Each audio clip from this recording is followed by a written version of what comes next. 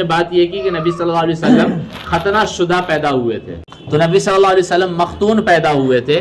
کہا یہ کہ نبی صلی اللہ علیہ وسلم ہی نہیں بلکہ کچھ روایتیں ایسی ہیں کہ 13 انبیاء کرام، کچھ میں ہے 14، تو ٹوٹل کو اگر ملایا جائے تو سارے علماء کے اقوال کو ملانے کے بعد پتہ یہ چلتا ہے کہ 17 انبیاء کرام ایسے ہیں جو ختنہ شدہ دنیا میں تشریف لائے ہیں. ان انبیاء کرام میں سے کہ حضرت آدم علیہ السلام، حضرت شیس علیہ السلام، حضرت نوح علیہ السلام، حضرت لوط علیہ السلام، حضرت یوسف علیہ السلام، حضرت شعیب علیہ السلام، حضرت موسیٰ علیہ السلام، حضرت سلیمان علیہ السلام، حضرت عیسیٰ علیہ السلام، حضرت محمد مصطفیٰ صلی اللہ علیہ وسلم، یہ حضرات ختنہ شدہ پیدا ہوئے، اس میں اتفاق ہے. حضرت کعب احبار نے کچھ انبیاء کا اضافہ کیا، وہ کہتے ہیں کہ حضرت ادریس علیہ السلام، حضرت سام علیہ السلام، حضرت یحییٰ علیہ السلام، یہ انبیاء کرام بھی کیا ہے ختنہ شدہ پیدا ہوئے. اور ایک روایت اور ہے کہ حضرت ہود علیہ السلام، حضرت صالح علیہ السلام، حضرت زکریا علیہ السلام، حضرت حنظلہ بن صفوان، یہ اصحاب الراس کے نبی تھے علیہ السلام. یہ سارے انبیاء کرام کیا ہے ختنہ شدہ دنیا میں تشریف لائے. تو ٹوٹل 17 انبیاء کرام ہیں جو ختنہ شدہ دنیا میں تشریف لائے ہیں. پہلے نبی جو تھے حضرت آدم علیہ السلام وہ ختنہ شدہ دنیا میں تشریف لائے، اور آخری نبی کونین صلی اللہ علیہ وسلم یہ بھی ختنہ شدہ ہی دنیا میں تشریف لائے. تو اللہ تبارک و تعالیٰ کا کرم ہے کہ نبی صلی اللہ علیہ وسلم فرماتے من کرامتی علی اللہ انی ولدت مختونا، رب کی بارگاہ میں میری جو عزت ہے اس میں سے یہ ہے کہ اللہ تبارک و تعالیٰ نے مجھے ختنہ شدہ دنیا میں بھیجا ہے. وَلَمْ يُرَا أَحَدٌ سَوْآتِ، اور کوئی میرا ستر عورت نہیں دیکھا. نبی صلی اللہ علیہ وسلم کے ستر عورت کو کوئی بھی نہیں دیکھا ہے. آگے بات کرتے ہیں کہ نبی کریم صلی اللہ علیہ وسلم جب دنیا میں تشریف لائے تو سب سے پہلے سیدہ آمینہ رضی اللہ تعالی عنہ یہ دودھ پلاتی. سب سے پہلے سیدہ آمینہ رضی اللہ تعالی عنہ جو والدہ ماجدہ ہے نبی کریم صلی اللہ علیہ وسلم کی، یہ اپنے نور نظر لخت جگر نبی کون صلی اللہ علیہ وسلم کو دودھ پلاتی ہیں. اس کے بعد سویبہ یہ دودھ پلاتی ہیں جو کہ ابو لہب کی کنیز تھی. یہ جب ابو لہب کے پاس، ابو لہب وہ بدبخت انسان ہے جس کی مذمت میں سورہ لہب نازل ہوئی ہے، پوری سورت نازل ہوئی ہے. اتنا بڑا بدبخت ہے، وہ جہنمی ہونے میں کسی کو کوئی شک اور ڈاؤٹ نہیں ہے، اس لیے کہ نص قطعی سے اس کا جہنمی ہونا ثابت ہے. یعنی قرآن کی پوری سورت سے، ایک آیت سے نہیں، پوری سورت سے ہی ثابت ہے کہ یہ بدبخت ازلی ہے. کہ اس کی کنیز سویبہ تھی.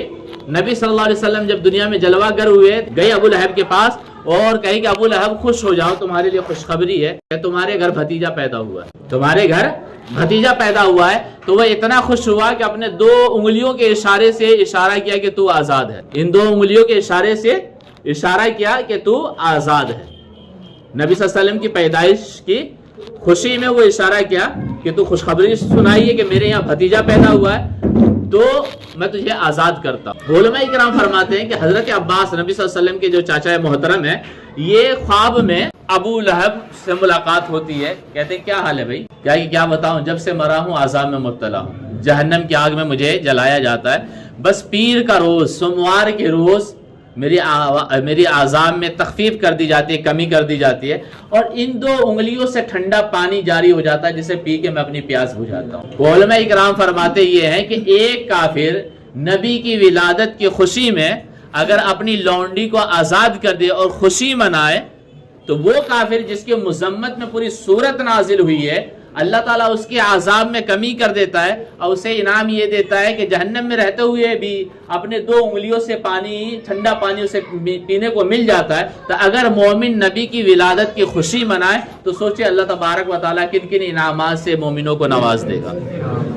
یہ علماء کرام بتاتے ہیں. بہرحال ہم اس پہ جب بات آئے گی تو ہم حوالے دیں گے بہت سارے. کہ سب سے پہلے دودھ کون پلائیں گے؟ سیدہ آمینہ رضی اللہ تعالیٰ عنہ، پھر ابو لہب کی کنیز سویبہ، پھر اس کے بعد دودھ پلانے والی جو عورتیں ہیں ان میں سے سویبہ کے علاوہ متعدد خواتین نے بھی حضور صلی اللہ علیہ وسلم کو دودھ پلانے کی سعادت حاصل کی ہے. خولہ بنت منذر، ام ایمن. آپ ام ایمن کا نام اس سے پہلے بھی سنے تھے، اس لیے کہ جب حضرت عبداللہ نبی صلی اللہ علیہ وسلم کے والد محترم جب دنیا سے گئے تو وہ ترکہ جو چھوڑے تھے، میراث جو چھوڑے تھے، ان میں ام ایمن کا بھی نام ہے. حضرت آمینہ رضی اللہ تعالی عنہا، سویبہ، پھر اس کے بعد خولہ بنت منذر، پھر اس کے بعد ام ایمن، اور حلیمہ سعدیہ رضی اللہ تعالی عنہ، اور بنی سعد کی ایک اور عورت ہیں جنہیں یہ سعادت اور شرف حاصل ہوا ہے کہ وہ نبی صلی اللہ علیہ وسلم کو دودھ پلائی ہیں۔ دودھ پلانے کی سب سے زیادہ جو سعادت ملی ہے وہ حلیمہ سعدیہ رضی اللہ تعالی عنہ کو ملی ہے کہ وہ 2 سال تک کنٹینیو یہ دودھ پلائی۔ عرب والوں کی عادت یہ تھی کہ ان کے یہاں جب بچہ پیدا ہوتا تو وہ اپنے بچے کو پیدا ہونے کے بعد کچھ دنوں کے بعد، زیادہ دن نہیں، کچھ دنوں کے بعد یہ دیہات کی عورتوں کے حوالے، دائیوں کے حوالے کر دیتی کہ وہ لے جائیں، اپنے پاس رکھ کے دودھ پلائے، اور جب یہ 2 سال کا ہو جائے، بڑا ہو جائے تو ہمارے پاس واپس کر جائے۔ اس میں حکمت کیا ہے ہم اس پہ کل بات کریں گے کہ آخر وہ ایسا کرتے کیوں تھے، یہ بات سمجھ میں آ رہی ہے۔ اور اس میں بڑی لاجک، اور میں تو یہ سوچتا ہوں کہ 1400 سال سے ہی زمانہ جاہلیت کے لوگ بھی اتنے عقل مند تھے کہ اپنے بچے کو اپنے پاس نہیں رکھ کے وہ دیہات بھیج دیتے تھے۔